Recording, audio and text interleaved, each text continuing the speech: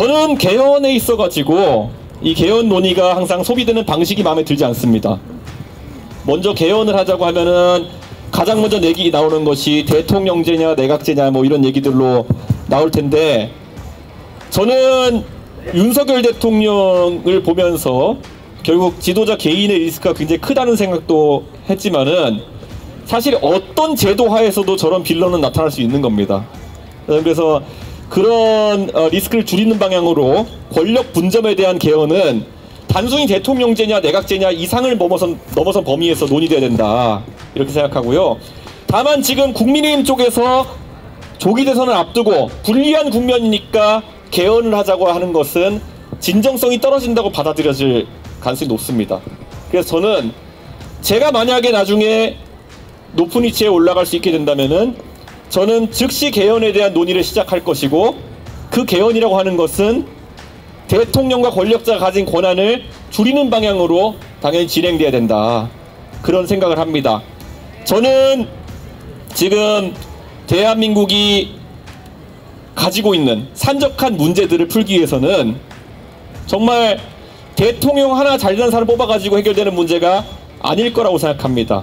우리가 삼권 분립도 지금 항상 변할 수 없는 것을 여기지만은 대만이나 다른 나라들을 보면은 5권 분립을 가져가는 나라도 있습니다. 감찰권이나 아니면은 그 입시를 관리하는 학습권이나 이런 데에 대해 가지고 구분해서 가져가는 경우도 있습니다. 최대한 권력 분점을 해야 되고, 저는 감사원 같은 경우에는 무조건 미국처럼 국회에 배속되어서 행정부를 견제할 수 있어야 된다, 그런 생각을 가지고 있습니다. 그리고 대한민국의 부처들도, 이거는 뭐 헌법 사항까지는 아니지만은 정부 조직법도 대대적으로 개정해야 된다, 이렇게 생각합니다. 아까 제가 대한민국의 문제 중에 규제를 풀어나가는 것도 굉장히 중요하다, 이런 말씀을 드렸는데요.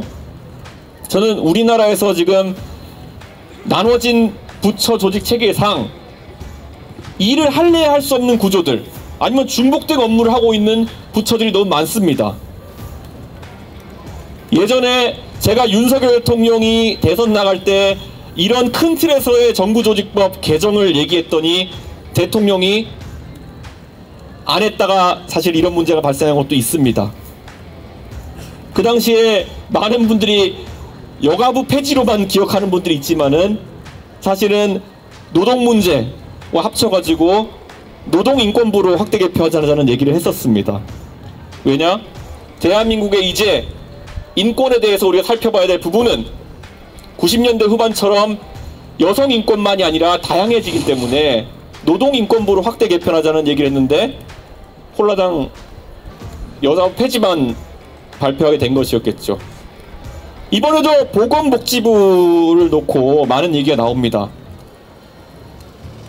우리 사회에서 복지 분야가 커지면서 보건복지부는 이제 경제부처같이 돼버렸습니다. 근데 거기에 보건 업무를 달아놨고 그 안에서 경제부처 관료들이 장관을 해오는 상황이 발생하면서 의대 직원이나 이런 문제에 대해서 의료개혁에 대해서 효율적으로 대처하지 못하고 이런 사회적 혼란이 야기되었다는 겁니다.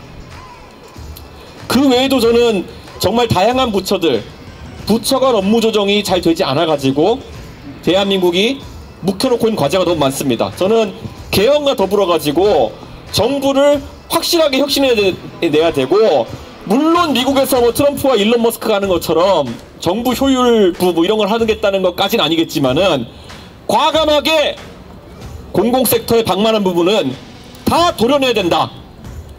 그래서 낭비되는 비용이 없어야 된다. 그래서 대한민국 국민들에 있어가지고 세금이 낭비되는 상황을 없애야 된다. 전 그렇게 생각합니다. 네.